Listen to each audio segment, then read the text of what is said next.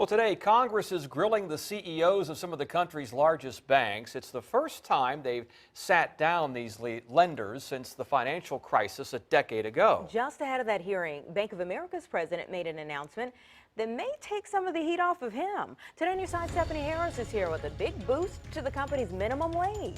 Now, Bank of America is raising its minimum wage over the next 2 years to $20 an hour. That's nearly triple the national minimum wage of $7.25 an hour. Wage inequality is a hot-button issue in D.C. It could be one reason Bank of America CEO Brian Moynihan started his testimony before Congress with the fact that his bank's starting wages are going up. In February 2017, we raised our starting wage to $15 an hour. It has gone up since. It'll rise to $20 an hour over the next 2 years. Whether or not it takes some of the heat off him, the move means more money in workers' pockets. At $20 an hour, a full-time worker will earn more than $40,000 a year. The bank employs 650 people in Hampton Roads. Our teammates have been part of this community for a number of years.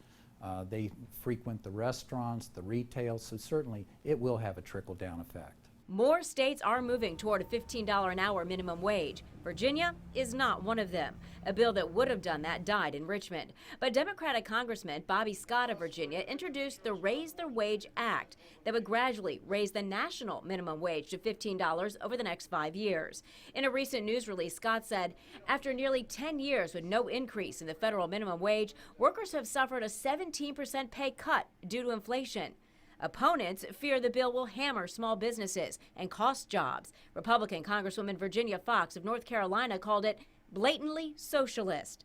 Charles Henderson called Bank of America's increase part of the company's commitment to pay a fair wage and recruit top talent. We feel that if we have a world-class workforce, it translates into customer service, and combine that with our products and services, we feel like it's going to be a win-win for everybody. Henderson also said Bank of America has a tenured group locally, so many already make over $20 an hour. He attributes that to the fact that the company promotes from within and retains workers with benefits like the recently announced 4-month paid maternity and paternity leave. Another hot button issue in D.C. Stephanie Harris, 10 on your side.